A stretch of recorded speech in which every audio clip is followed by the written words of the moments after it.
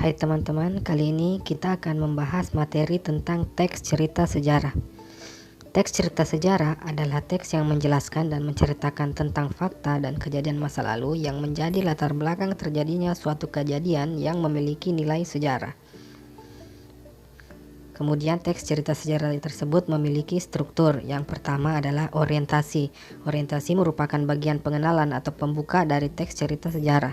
Yang kedua, urutan peristiwa. Urutan peristiwa merupakan rekaman peristiwa sejarah yang terjadi yang biasanya disampaikan dalam urutan kronologis. Yang ketiga, reorientasi. Berisi komentar pribadi penulis tentang peristiwa atau kejadian yang diceritakan. Bagian ini bersifat pilihan, artinya boleh saja bagian ini tidak disajikan oleh penulis. Selanjutnya yaitu kaidah kebahasaan. Kaidah kebahasaan teks cerita sejarah yang pertama adalah pronomina atau kata ganti, merupakan kata yang digunakan untuk menggantikan benda dan menamai seseorang atau sesuatu secara tidak langsung. Yang kedua, frasa adverbial, yaitu frasa yang unsur pusatnya mengandung kata keterangan dan merupakan kata yang menunjukkan kejadian atau peristiwa, waktu dan tempat. Contoh, tadi siang, tahun lalu, minggu kemarin. Kemudian yang selanjutnya, verba material, merupakan kata yang berfungsi untuk menunjukkan aktivitas atau perbuatan nyata yang dilakukan.